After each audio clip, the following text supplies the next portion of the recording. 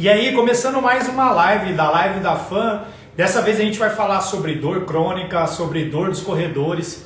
Nós trazemos aqui o Rogério Liporace, que já vai entrar no ar aqui para conversar com a gente. Ele que é especialista em dor e vai falar bastante para vocês que gostam de correr. Será que é normal correr com dor? Será que é normal ter dores que vão e que vêm?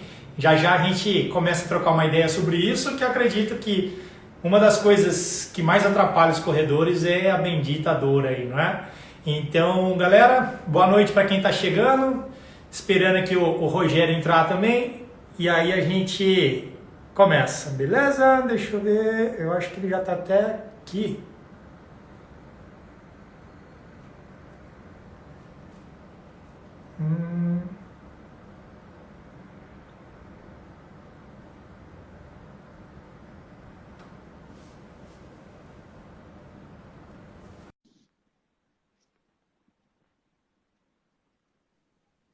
E aí, Rogério?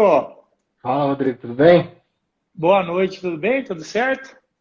Boa noite. Tudo Como certo é por que... aí?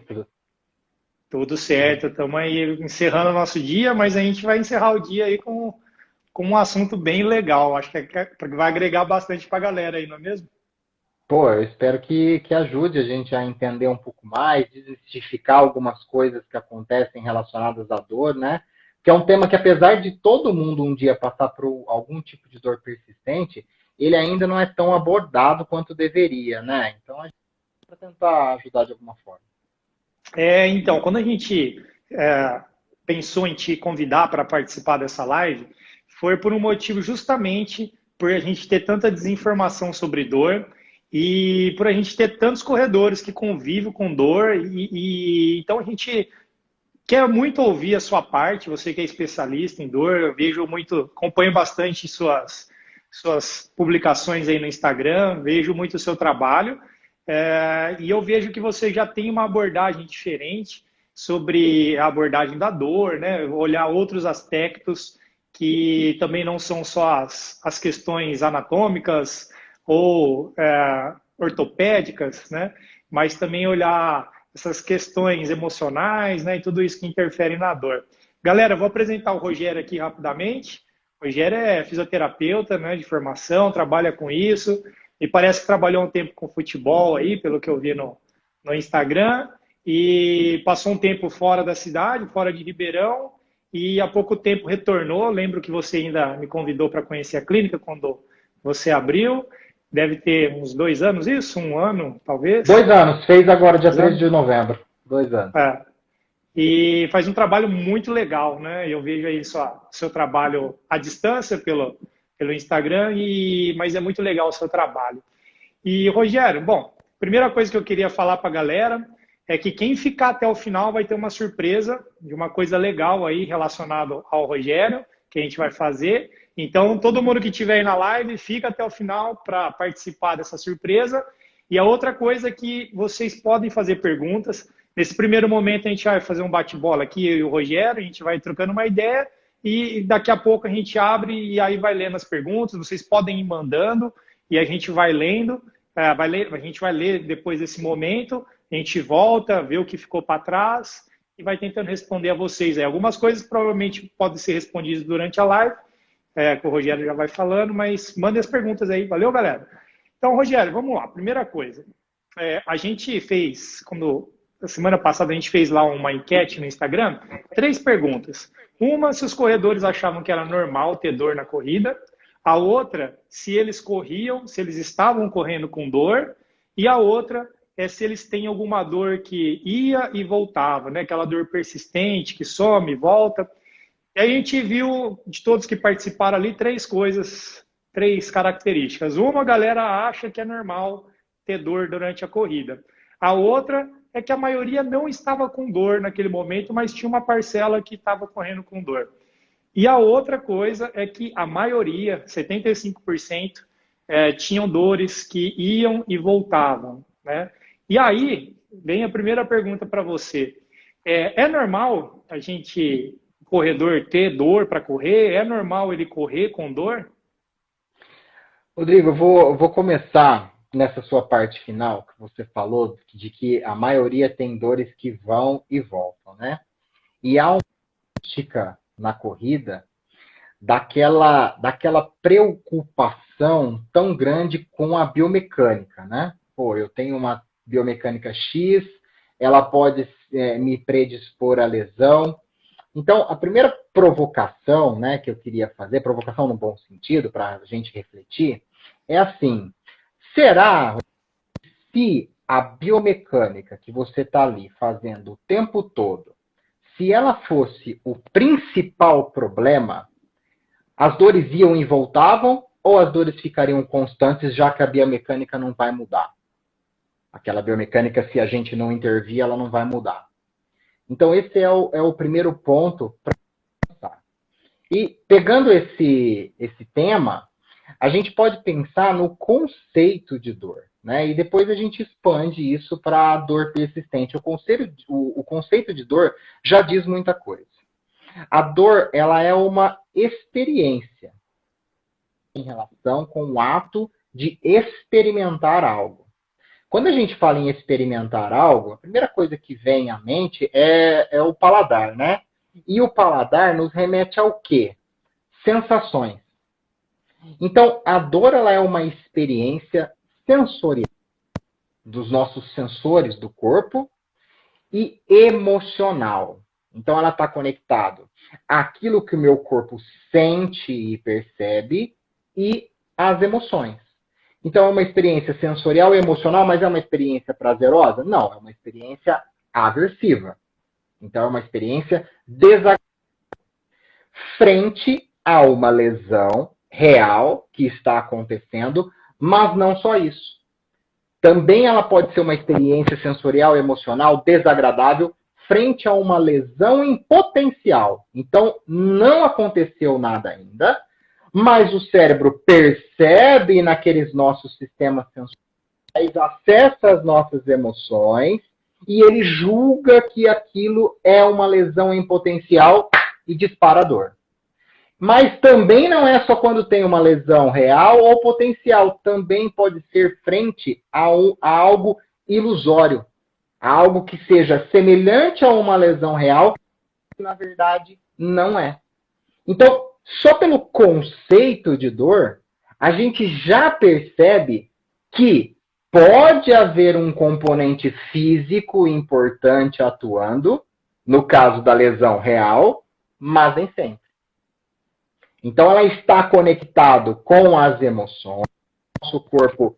A dor, ela é, então, uma experiência cerebral. É um julgamento cerebral que vai enxergar o que o ambiente está mostrando, o que o corpo está sentindo nessa interação com o ambiente. Em milissegundos, ele vai considerar as emoções, se não são, se você dormiu bem, se você teve algum estresse, tudo isso ele julga. E aí ele fala, bom, isso é uma sensação de desprazer, eu vou emanar a dor. Então, essa experiência sensorial e emocional, além dela não ter relação direta com lesão, ela é dependente da memória. Então, eu vou julgar experiências e convicções prévias. E dependente também de fatores sociopsicológicos também, culturais. Então, percebe que os costumes fazem pessoas perceberem mais ou menos dor. No meu livro que eu lancei agora, eu deixei um capítulo separado, no capítulo de Entendendo a Dor, que eu dou o exemplo assim, ó. Pense em duas situações hipotéticas. Durante um assalto, um taxista leva um tiro de revólver de calibre 38. E em meio a uma guerra, um soldado leva um tiro de revólver também no ombro. A dor será diferente para essas duas pessoas. Qual delas a gente acha que vai sentir mais dor? Então, quer dizer, um está preparado para aquilo nos outros fatores que envolvem aquela percepção dolorosa.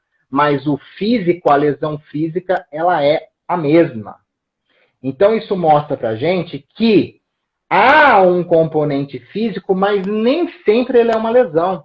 Ele pode ser um pedaço do problema de desconforto daquela queixa. Um pedaço. Fratura muscular aparece em exame de imagem? Não. É uma lesão? Não. Mas ele pode ser um fator predisponente de um desconforto físico. O que mais os atletas têm, vamos falar agora dos corredores, O que mais gera desconforto nos corredores não é uma lesão, é a demanda. É o controle da demanda.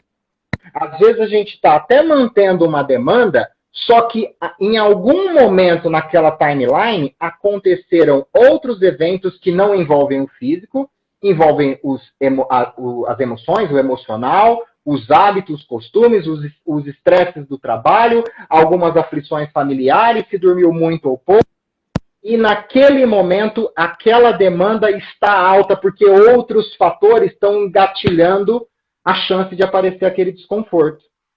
Por isso que a gente vê hoje, e isso é muito comum nos corredores de elite, naqueles prós, a gente vê os pés caindo para dentro, gente pisando, aterrissando com o calcanhar, e os caras são campeões, batem recordes.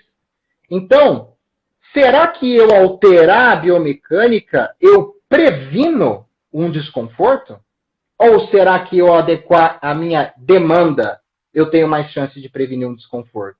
Demanda relacionada não só, mas também gerenciando esses outros fatores que são importantes na sensação de desprazer. Então a gente fala que a dor tem um aspecto multidimensional, várias dimensões. Uma delas é a física, a nossa dimensão física, mas outra é a emocional. Eu preciso ver se essa pessoa está amedrontada com alguma coisa, eu preciso ver os fatores sociais também, em que cultura essa pessoa está inserida, os hábitos, ela dorme, é sedentária, começou no esporte agora, não fez nenhum tipo de transição para um volume esportivo, como é que está o sono, o estresse no trabalho? Tudo isso deve ser mapeado para que a gente possa entender o que está acontecendo naquele ponto, além de algum possível fator físico que esteja desencadeando. Rogério, você já deu uma aula aí ferrada, hein, de dor, cara. Eu acho que é tanta informação de qualidade que vale a pena a gente destrinchar tudo isso agora. Eu li há um pouco tempo explicando a dor, eu acho que você já deve ter visto esse livro também, dos australianos lá. E o seu tá na minha lista aí de compras, né? Vou ler também, porque é exatamente esse conceito que você está destrinchando aqui, que você expôs, que faz muito sentido, né? E a gente já tem muita comprovação científica também desse contexto todo da dor, dessa experiência de dor. Eu queria dar um exemplo para a galera que talvez esteja tendo o primeiro contato com esse tipo de informação, que, por exemplo, o que explica alguém que teve um braço amputado ou uma perna amputada sentir coceira naquele membro, né? Ou sentir dor, né? Falar, estou com dor no meu tornozelo de uma perna que não existe. Que não existe mais. Uma dor fantasma, né? Como é que essa experiência ela é uma experiência sensorial e uma experiência que junta muitas informações, não é? Que não é só aquele membro ali, né? Que teoricamente está incomodando. E aí vem uma coisa que você me disse que é muito interessante, a demanda, a capacidade do atleta, vamos falar os atletas aqui, a turma que corre são atletas, independente de ser de alto rendimento ou não, são atletas, que o atleta tem a dificuldade, ele tem de lidar com essa demanda, ainda mais quando são pessoas, atletas amadores, pessoas que têm família, que trabalham, que muitas vezes não se alimentam bem, não dormem o suficiente, e aí ele pensa que a solução da corrida dele é treinar cada vez mais, porque quando ele treina mais, ele está preparando o corpo dele para aquela demanda. Só que às vezes ele esquece de olhar essa demanda como um todo. Será que vai interferir o nível de sono, o estresse que ele teve no trabalho? Hoje foi um dia estressante, teve um grande problema no trabalho, aí ele chega para descontar no treino. E essa experiência, né, desse contexto, do que acontece fora, também é muito importante, né? E isso interfere muito na dor. É muito comum a gente ver corredores, olha, o cara está treinado, mas aí ele vem com uma experiência de ter ido mal numa prova anteriormente, e aí quando ele vai chegar na prova, ele já começa. Na semana ele começa a reclamar de dor. Nossa, estou sentindo não sei onde, estou sentindo. Começa a prova, aí fala, meu, o que aconteceu? Você estava, né? Por que você correu tão diferente do que você costuma correr em relação ao rendimento. Nossa, eu senti uma dor, que impressionante. Quer dizer, esses fatores que não são a lesão em si, como elas interferem tanto, né? Você poderia, por exemplo, exemplificar para a turma, acho que você tem uma experiência muito grande com isso aí, né? De como, por exemplo, o estresse do trabalho ou o estresse com a família, como isso interfere nesse contexto de dor toda, né? Como é que essa pessoa que sente dor, ela poderia começar a considerar esse estresse, por exemplo, como uma parte da ameaça e como uma parte que faz o gatilho de dor, né? Que começa esse processo de dor. Como é que um cara poderia lidar com isso? Rodrigo, tem uma regrinha que, assim, é muito difícil para o leigo tentar dimensionar o que cada uma dessas dimensões estão influenciando naquela sensação de desprazer. Mas eu vou falar uma regra bem legal e bem simples para a gente acompanhar o todo. E aí, a partir desse todo, a gente consegue pensar o que será que aconteceu. Mas antes, deixa eu só pegar um gancho no que você falou, que é sensacional, que eu também sempre dou isso de exemplo, que é quando você amputa um membro. Essa é a maior prova, né, clínica dessa influência cerebral. Eu tenho 38 anos, então eu tenho 38 anos sentindo as minhas pernas. O nosso cérebro cria uma automatização de tudo aquilo que acontece no corpo, dos movimentos peristálticos, das vísceras, enfim, e do aparelho locomotor também. Ele cria essa imagem. Por quê? O nosso corpo, ele é sábio. Ele quer fazer o quê? Ele quer sempre economizar energia. Pensar em cada ato, em todas as programações para se interagir com o ambiente, gasta energia. Então, o que ele faz? À medida em que ele vai percebendo que está sendo usado, à medida em que um comportamento é repetitivo, ó, o Geraldão Neto, tudo bem? À medida que um comportamento é repetitivo, ele automatiza esse comportamento, porque ao menor sinal dele, ele já dispara. Isso que, quando a gente vai fazer um caminho com o carro, e a gente nunca fez, no primeiro caminho a gente presta atenção na placa, quantas vezes trocou de marcha, virou para cá, para lá, desviou do buraco. Na segunda, terceira, quarta vez que a gente faz esse caminho, a gente nem lembra direito por onde passou, a gente simplesmente vai. Então ele automatizou. No corpo, nós automatizamos movimentos. Aí chega lá, eu sofro um acidente, amputo uma perna traumática abruptamente, e de repente a minha parte física foi alterada, mas eu tenho aquela imagem dos movimentos ainda gravados. Da mesma forma, quando a gente aprende uma língua, aprende inglês, você grava, você cria conexões a respeito daquelas palavras, daqueles vocabulários. E se você utiliza, você vai deletando eles pouco a pouco. Por quê? Economiza energia. Para que eu vou deixar lá gravado se eu não estou usando? E se eu uso muito, eu automatizo. Então eu fui lá, amputei a perna e eu tenho aquela imagem. Eu ainda fico por semanas, se nada for feito, pensando naquela perna, e se eu fecho os olhos, eu mexo uma perna que nem existe mais. Vou apagar aquela imagem cerebral. Apaga com exercício. Se eu amputei no nível do joelho, eu tenho que descarregar peso naquele coto para o meu cérebro saber que aquela perna agora acaba ali. E com a dor é a mesma coisa. Sentiu-se aquele desconforto, e normalmente esse alerta é falho nas dores persistentes, o mínimo da porcentagem dessas dores que persistem tem relação com alguma alteração física robusta. A grande esmagadora maioria são alertas falhos. Por algum motivo, por todas aquelas dimensões que estão envolvidas, esse alerta foi sendo disparado, e o cérebro automatizou. Então, quando você vai fazer aquele agachamento, ou quando você vai chegar ali no seu pace de 4, quando você está chegando nos seus limites, ele percebe, opa, é aqui que sempre acontece, e ele já manda. Esse caminho entre o disparo lá no cérebro e a sensação no corpo, ele fica mais curto. Ele fica mais encurtado. Um atalho, né? Cria um atalho, né? Cria-se um atalho. Para a resposta ser mais rápida, né? Exato, para automatizar, para economizar energia. Só que esse alerta está falho. Então eu preciso, por meio de uma intervenção no físico, bem planejada, para que eu possa desvincular a dor daqueles movimentos. Isso sempre lembrando. A maioria, a esmagadora maioria, não tem lesões importantes nos tecidos. Por exemplo, uma hérnia discal não é uma lesão importante nos tecidos. A maioria das pessoas tem e nem sabem. 90% das hérnias discais ali da coluna, elas regridem espontaneamente em até 2 anos. Então, como que uma coisa que regride espontaneamente em 90% dos casos pode ser a causa cabal das dores que a gente tem na coluna, né? Daquelas dores lombares, principalmente. Então, existem mais coisas envolvidas. O fisioterapeuta ele vai mapear isso. E como que o leigo pode fazer, que eu uso na minha clínica e que é muito simples.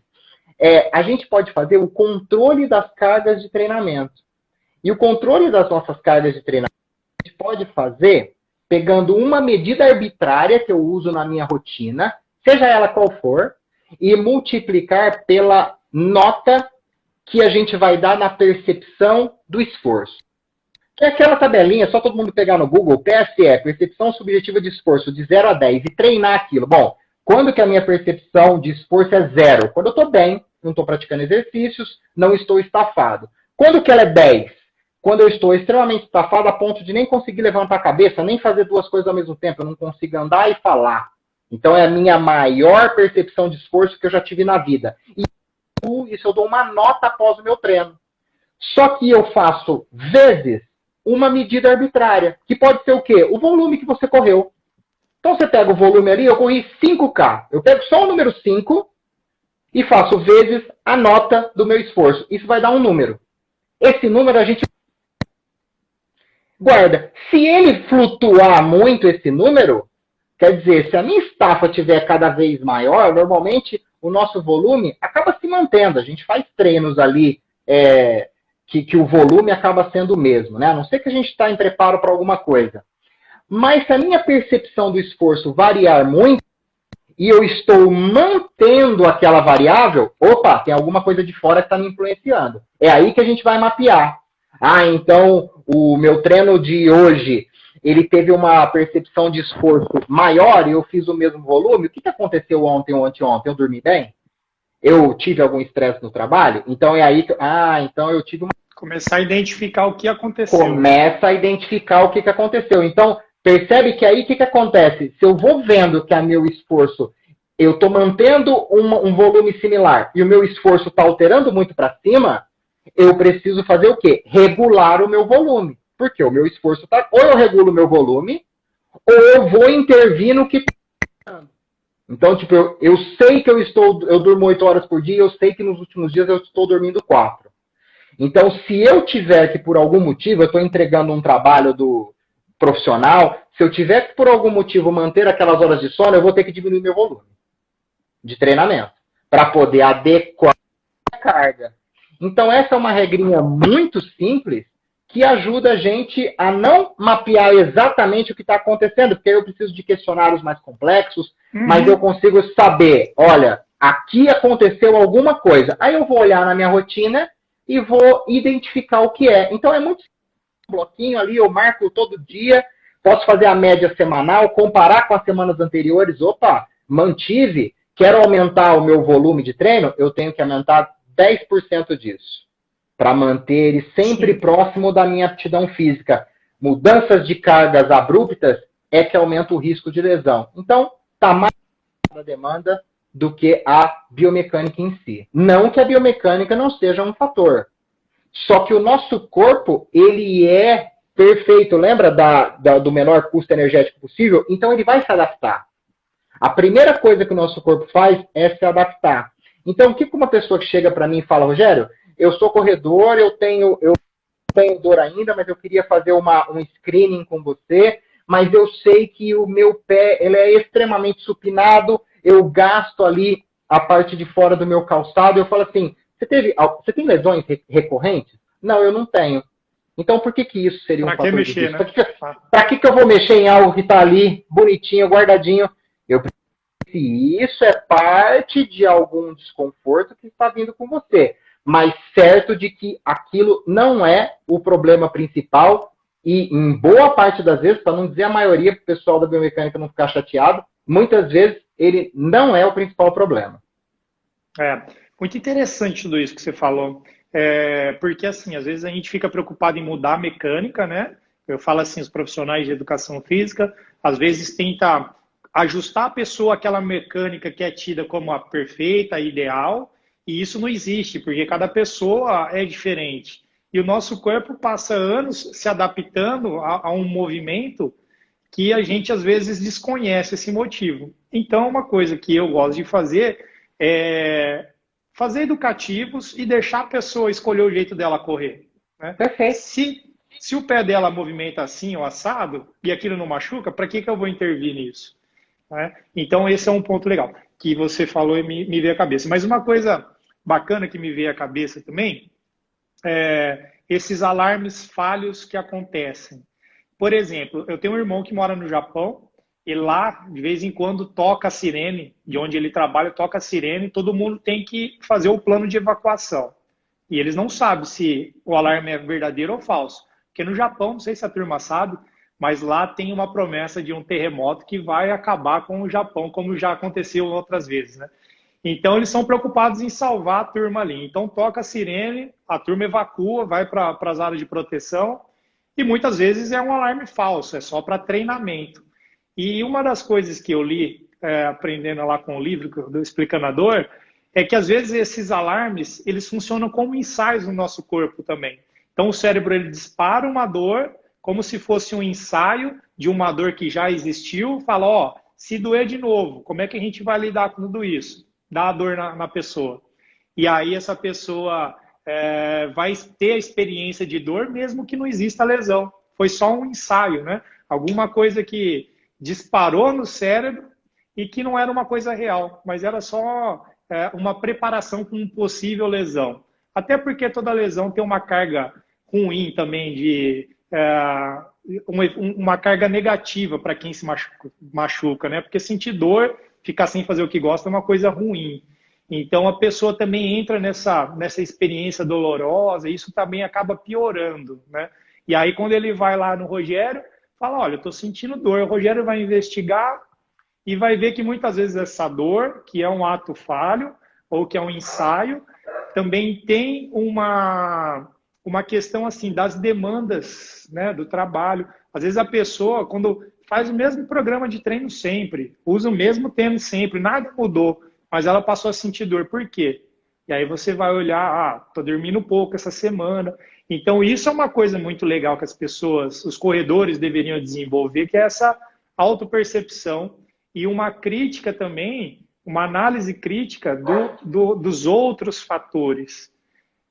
Uma coisa que você falou também, complementando aqui, trazendo toda essa ideia para a galera aí, de que quando alguém chega para treinar, um hábito que eu tenho com os meus alunos de personal, os particulares, em grupo isso é mais difícil, essa relação, mas o particular é mais fácil. Sempre pergunto, como é que você está se sentindo hoje? Estou cansado. Eu sei que a minha carga de treino tem que diminuir, porque ela tem uma carga, uma demanda física ou emocional de algo que aconteceu fora do contexto do treino, que já chega como um componente do meu treino, né? O meu treino vai ter que se moldar aquilo, porque já tem uma outra carga aqui que eu nem sei qual é muitas vezes, e eu gosto de também fazer a pessoa pensar sobre, e aí ela começa a desenvolver isso.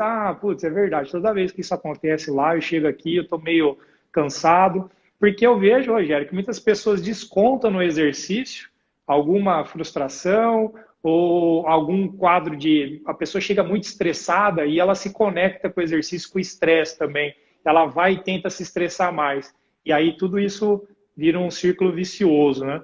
É isso que acontece. Você acha que muitas vezes as pessoas, com certeza, usam o exercício para também ter esse alívio, mas como é que uma pessoa poderia pensar, ou o que a pessoa poderia considerar a hora de fazer exercício e usar isso como um alívio para a dor dela, que pode ser uma dor emocional, e isso não virar uma dor física mesmo, né? Aí ela passa a sentir uma dor. Como é que você, como um fisioterapeuta, aborda isso com um paciente seu? A primeira coisa, Rodrigo, é informar o paciente. Quando a gente entende o inimigo, é mais fácil combatê-lo. Então, a partir do momento, eu tento o paciente que chega para mim a primeira vez, uma coisa que nós trabalhamos com dor crônica, que a gente tenta fazer é o quê? Violação das expectativas. Porque normalmente quem tem uma dor persistente tem uma expectativa extremamente pessimista do que acontece com ele. Então, é muito importante já no primeiro encontro, de alguma forma, eu violar essas expectativas. Então, eu vou dar um exemplo com o braço, porque fica visível aqui. A pessoa tem uma dor no braço.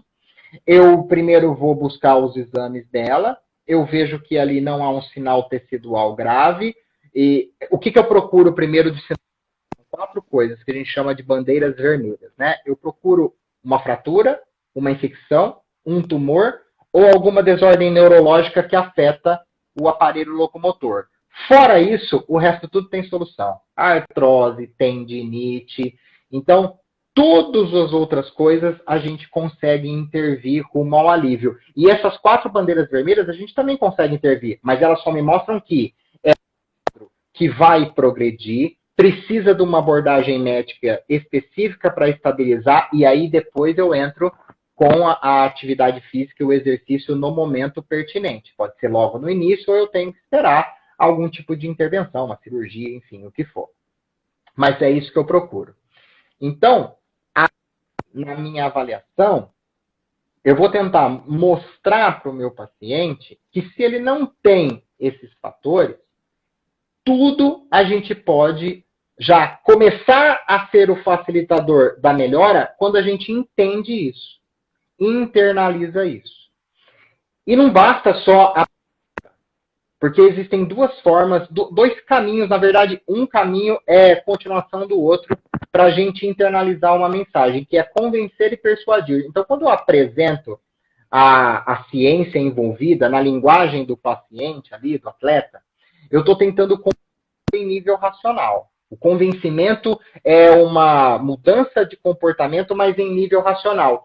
E nem sempre o convencimento basta. Nem sempre só o racional basta. Por exemplo, um fumante, que é uma pessoa letrada, sabe que o fumo é causador de câncer, ele tem consciência disso, ele está convencido disso, mas não fumar.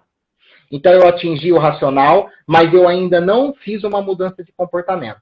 Já se eu tentasse persuadi-lo, tudo bem, Murilo? Boa noite, meu irmão. Já a tentativa de persuadi-lo seria o quê? Eu, de alguma forma, atingir o emocional. Então, eu vou pegar, mostrar um vídeo para essa pessoa, ou levar essa pessoa numa enfermaria que só tem de pulmão, ou essa pessoa perdeu alguém com algum tumor em decorrência do fumo, e aí a emoção pode fazer essa mudança nesse comportamento. Então, eu preciso pensar nessas estratégias para o meu paciente começar a entender o que se passa. Esse é o primeiro ponto-chave. O segundo ponto-chave é a base da nossa interação com o mundo, que eu também gostaria que todo mundo entendesse. Que é o quê? Nós vivemos para interagir com o meio.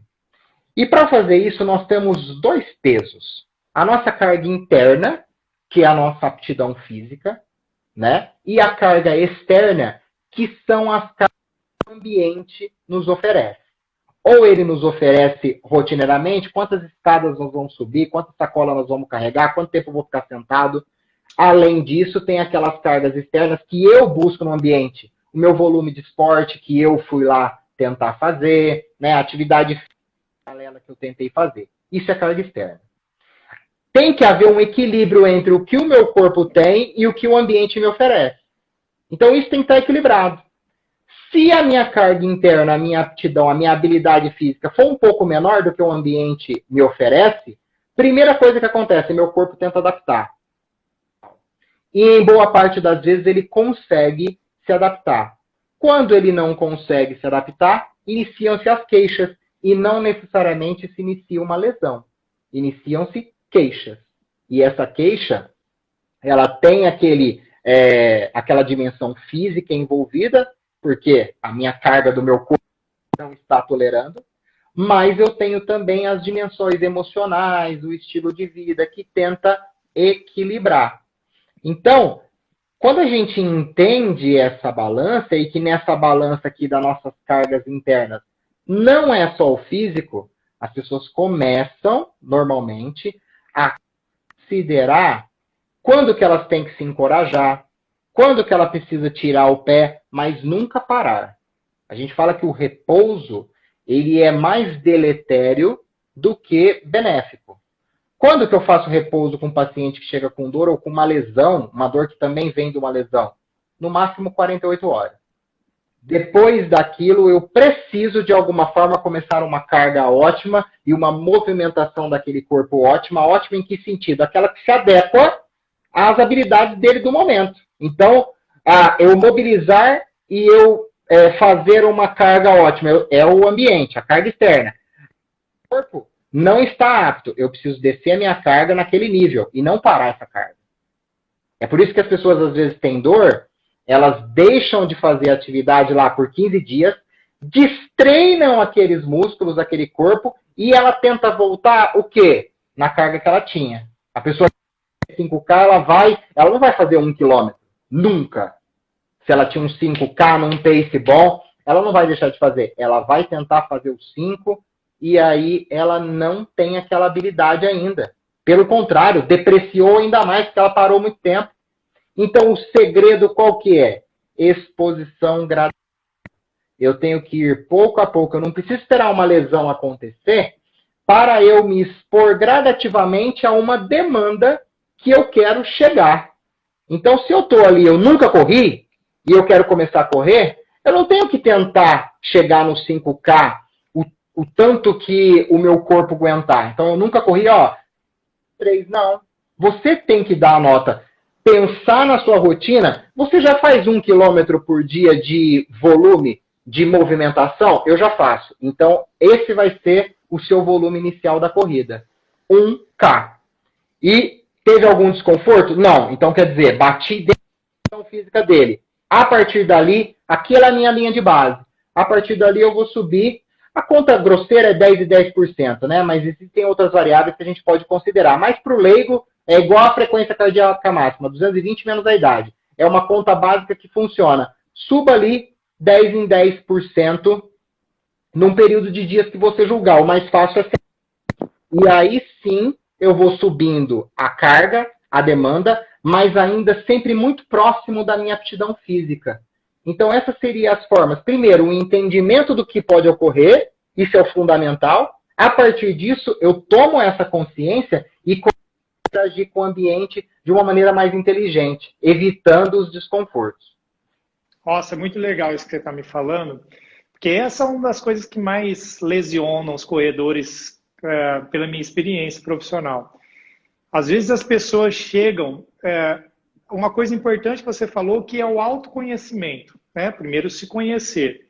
Acho que muitas vezes a pessoa começa na corrida, ela não se conhece, e aí ela vai se basear nas referências de outros. Então, se o fulano corre meia maratona e ele não corria nada há um tempo, se o outro corre os 5 quilômetros em 20 minutos, eu também consigo.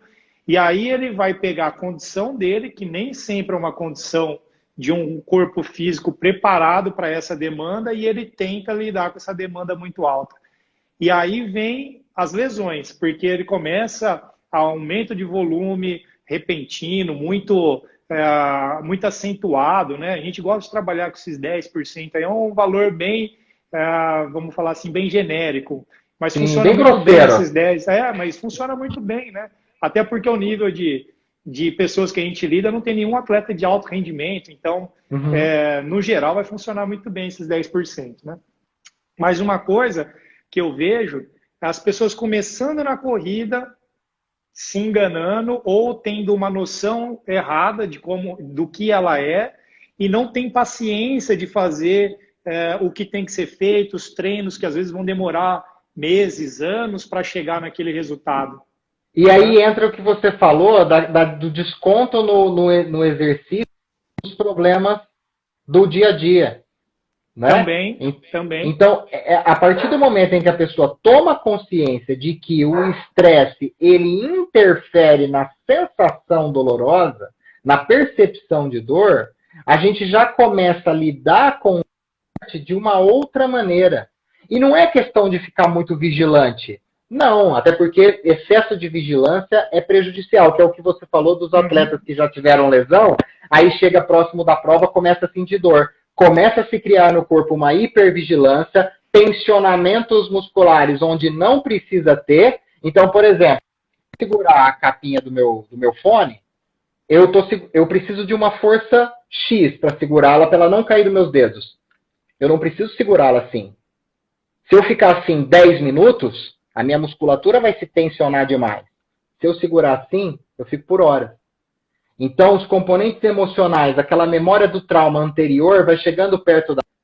Essa pessoa vai tensionando certas musculaturas, aí chega na prova, tem dor, mas não é porque ela teve uma lesão. Uhum. É por conta desse excesso de tensionamento que ela teve. Aquela musculatura não estava preparada para ser tão resistiva assim naquele momento, porque ela não é usada daquele jeito. Não é utilizada. Então, a partir do momento que você tem isso ajuda.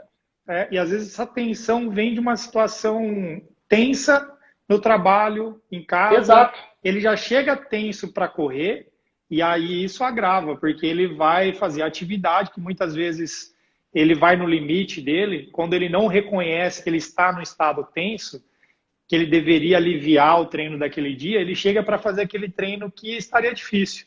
E ele vem com essa tensão e soma com a tensão do treino.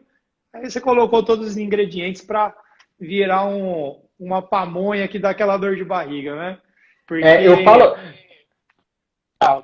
Você vai juntando muitos ingredientes ali que às vezes não dá certo, né? Mas pode concluir aí. Não, eu só para pensar, aproveitando o teu gancho, que eu falo que nós que somos profissionais do exercício, do movimento, né? A gente não faz só incremento de aptidão física. A gente faz gestão de habilidade física. A habilidade física não está só relacionada à força muscular em si, né? Isso é um ponto muito importante. Mas eu gerir uma habilidade física, sou eu também saber em que momento distensionar. Então, sou eu pegar no meu tratamento e saber em que hora eu tenho que distensionar os músculos. É você nos seus treinos, nos seus treinamentos de assessoria, se algum cliente seu chegou com algum gatilho externo que você acha que vai atrapalhar, você alterar o treino dele e falar assim, não, eu quero que você alterne com corridas ou aumente bastante seu pace, assim, no sentido de diminuir o rendimento, em alguns momentos que eu quero que você solte o seu corpo.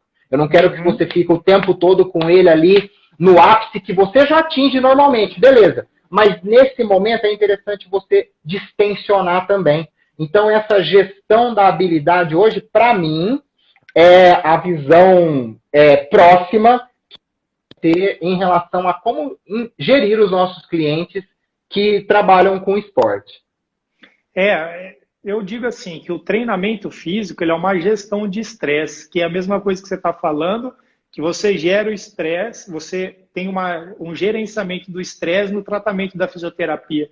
Às vezes a gente precisa que ele se esforce mais com algum estímulo, e outras horas a gente quer que ele descanse. E as pessoas têm dificuldade de entender isso. Elas pensam que elas precisam de estar no limite, indo no potencial máximo delas o tempo todo.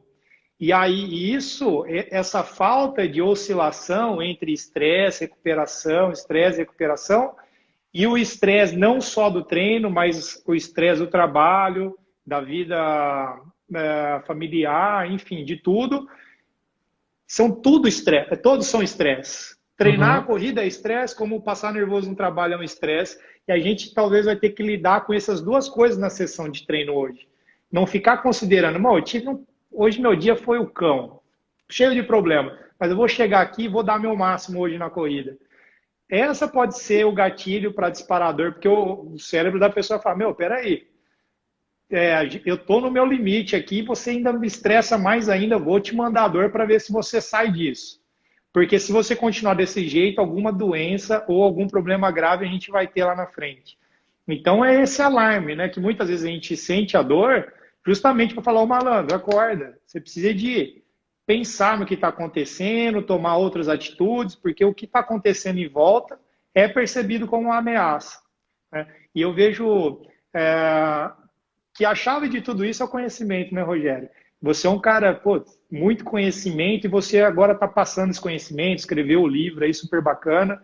dor, para trazer também para as pessoas essa consciência de que não é só paulada no corpo, não é só treino forte, que muitos momentos a gente precisa de aliviar, né?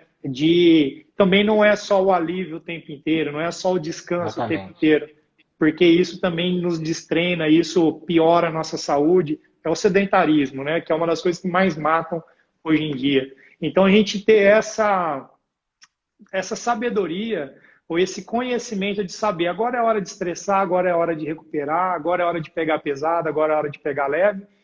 Mas a gente precisa de passar essa mensagem para a turma também, de reconhecer que nós somos fracos em certos momentos a gente cansa, que a gente não é uma máquina feita só para levar as coisas no peito, né? E a relação com o esporte deve ser leve, porque, na verdade, o que faz uma pessoa melhorar na corrida é a consistência, é ela treinar anos e anos e anos, e não ela chegar com uma mentalidade, vou melhorar meu tempo em 6 meses, vou correr meia maratona em 1 ano.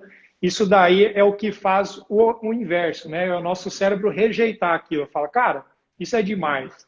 Dói porque tira esse cara daí, pelo amor de Deus, o cara tá se matando. Eu acho que é mais ou menos por aí, se você... São duas coisas essenciais que os esportistas têm em mente. Primeiro, o conhecimento, que quando a gente conhecendo o que acontece, aqui a gente está falando da dor, né? A gente conhecendo os mecanismos a dor era sempre tida como algo muito complexo de se explicar. E eu escrevi o livro justamente para tentar lapidar a informação que coubesse para 90% da população entender. Porque eu só conseguia ajudar quem chegava na minha clínica. Então isso me incomodava muito, né? E aí um dos meus pacientes, que foi quem me incentivou a escrever o livro, que foi o Dr. Augusto Cury, que é aquele mesmo que publica um monte de livro e tal, vendedor de sonhos. Ele chegou para mim e falou, Rogério, essa informação, da maneira como você pensa a dor, ela ainda está muito confusa na ciência em alguns profissionais. Isso precisa ser massificado, de alguma forma. Por quê? Qualquer tipo de manejo, ele está na internet. Se você for buscar esse manejo com as informações corretas, daquilo que você precisa. Então, ter o conhecimento do que está acontecendo e ser autorresponsável. Se você tendo essas duas pontas, o conhecimento e a autorresponsabilidade, você vai atrás de informações de automanejo seguras que, assim, eu perco 70% dos meus clientes. É por isso que eu falo na clínica, os pacientes não casam comigo. Eles têm que ficar um período muito curto, normalmente de 6 a 8 semanas no máximo, estourando. E depois ele tem que ir ou para o automanejo, porque ele aprendeu comigo o que fazer, ou então, se for do gosto dele, é o que eu prefiro, ele ir para um profissional de física para dar continuidade. Então, quem vai ficar a longo prazo com ele não é o fisioterapeuta, é o profissional de educação física. Eu só vou entender o que está acontecendo, se tem relacionado com alguma lesão mais grave, mostrar isso para o meu paciente, ensiná-lo como fazer, dar o start e ele vai se virar depois. Trazer o conhecimento para ele. Falar, ó, fica esperto, isso aqui é o gatilho de tudo isso, isso aí o que você está falando para mim, assim, talvez um insight de tudo isso que a gente está conversando, que a dor, na verdade, é nossa amiga, né? A dor sempre está mostrando alguma coisa que está em desordem. Que pode ser uma lesão, como pode ser um problema fora do esporte.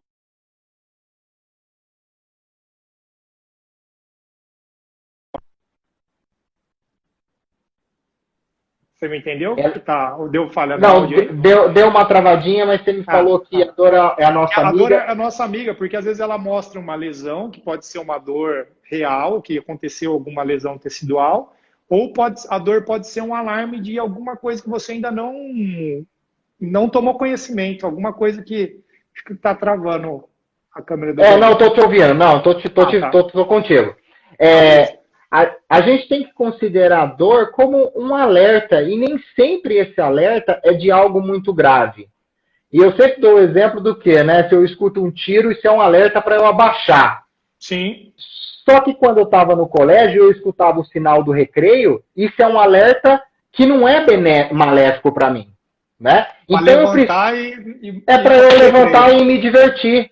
Então, simplesmente é um alerta para eu trazer para o racional o que está acontecendo e entender. Não, peraí, deixa eu buscar informações sobre o que isso significa. Aí aparece a imagem lá, uma hérnia discal. Não, isso não é um sinal grave.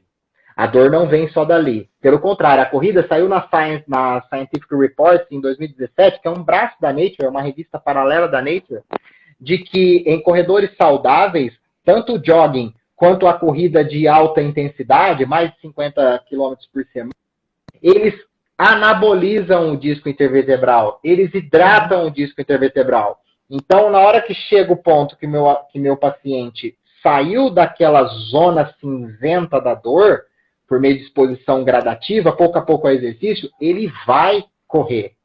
Ele vai correr, porque isso é benéfico e não maléfico.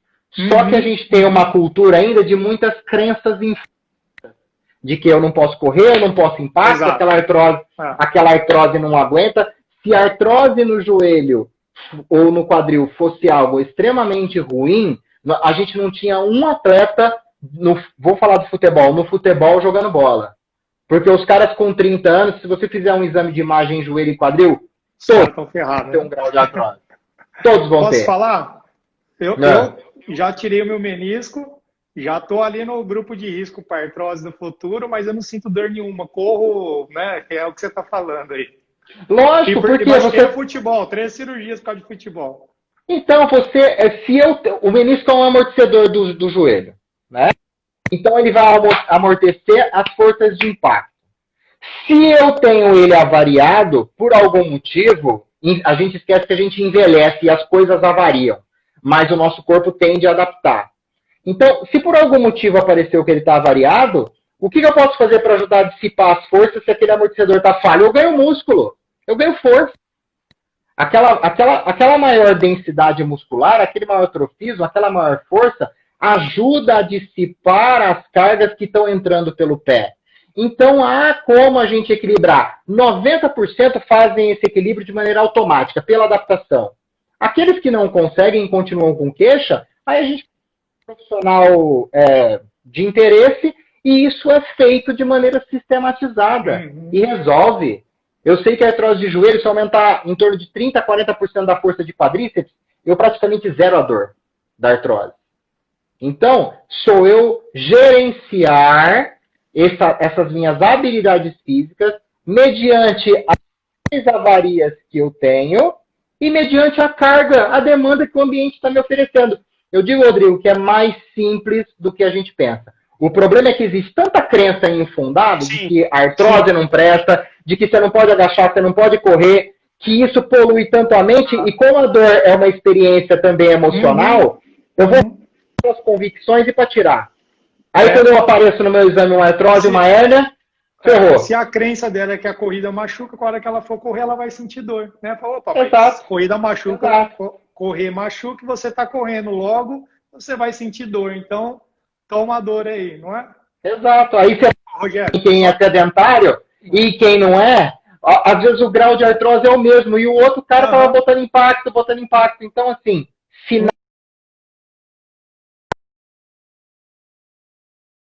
que afetam o aparelho locomotor.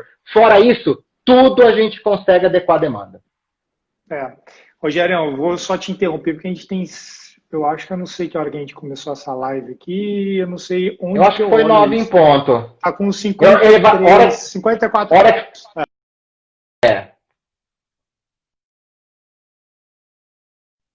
Tá com 54 minutos. Então, eu vou fazer o seguinte. Vou falar da surpresa, e aí, se sobrar algum tempinho, a gente responde uma pergunta aqui.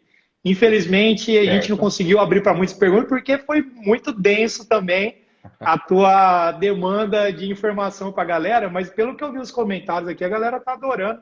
Teve gente que já comprou o teu livro, e nós vamos fazer o seguinte, essa pessoa que comprou o livro, se ela participar da surpresa, me fala aí que a gente dá um jeito.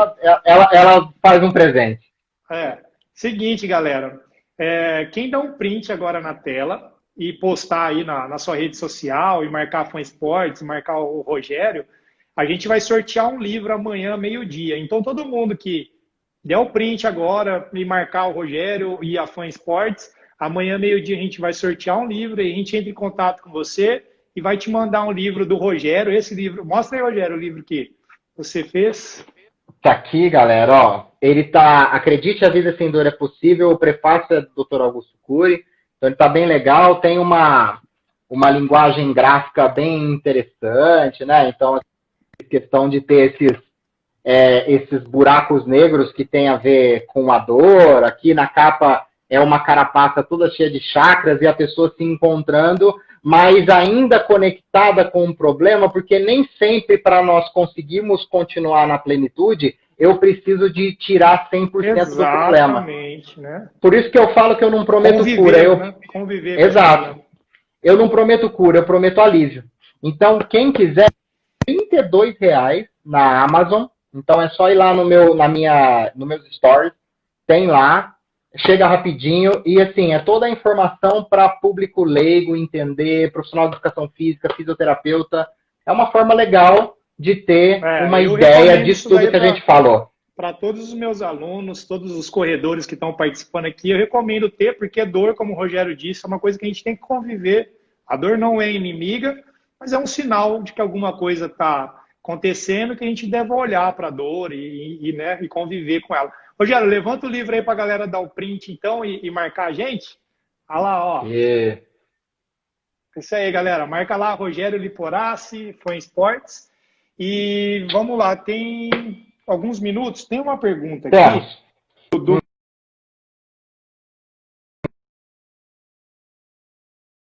Travou um pouquinho para mim, você já me manda. Voltou? Repete para mim, voltou. A dor é um indicativo de esforço necessário para melhorar o desempenho? Olha lá, o que ele quer dizer com isso? Eu preciso de ter dor para mostrar que eu estou melhorando? Na verdade, aquele negócio da academia não tem sem ganho, isso é verdade. Para eu gerar uma mudança muscular, uma hipertrofia, eu preciso atingir a minha aptidão física. Então, mas eu não preciso atingir ela muito. Então, um pouco de desconforto é aceitável. Quando que a gente começa a levantar o alerta? Quando ele se torna recorrente. E ele começa a diminuir as nossas capacidades. Esse é o ponto. Então, assim, eu comecei a ter um desconforto ali pós-prova. Beleza, ele passou em 3 dias, lindo. Aí eu tive um desconforto no joelho. Aquele desconforto conseguiu me manter no meu volume nos próximos dias. Na hora que ele começou a cair meu desempenho. Aí é que eu tenho que procurar ajuda e entender as demanhas. 95% das vezes não será nada grave. Quando eu digo grave, não é que tem risco de alguma coisa. É que ele pode ser progressivo. 95% não é progressivo. E é só a gente conseguir educar o paciente, expor o exercício gradual e adequar a demanda. Aquele princípio de Pareto que fala dos 80-20, né? Exato. 80% do resultado vem de 20% do esforço. Então, acho que também representa muito bem isso, né? Que a gente deve bater esses limites pouco tempo, né? Do tempo total de corrida. Realmente, chegar no limite e recuar, ser exposto ao limite e aliviar é algo que eu enxergo como benéfico. Mas Sim. Se expor ao limite, ficar exposto ao limite, se expor à dor e ficar com dor, aí a coisa começa a ser prejudicial. Você, um maratona que treina com você, ele corre o volume de maratona num dia só, sempre? Nunca, né? Ele vai deixar para o dia da prova. E os treinos intervalados? Deve fazer treino intervalado o treino inteiro? Não. Né? Sempre tem pontos-chave do treino que ele vai chegar na intensidade alta e voltar para a recuperação. Alta, recuperação. Né? Essa harmonia, né? Exatamente. Se expor e recuar, se expor e recuar, essa nuance, né? É isso que gera adaptação. Isso. Gera adaptação, boa.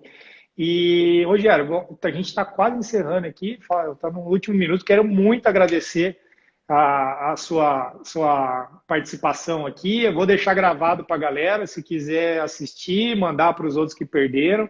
Foi show demais. Obrigado, viu? Obrigado, pessoal. Quem quiser o livro é só ir lá no meu Stories. Eu estou à disposição no direct. Um abraço. Valeu, Rodrigo. Valeu, pessoal da FAM. Valeu, Eduardo. Tamo junto. Tá na minha lista também de compra. Valeu, muito obrigado. Valeu. Um abraço, gente. Boa noite. Tchau, valeu, boa noite. Deixa a gravação, quer ver? Vou gravar agora, vou deixar lá. Valeu. Valeu.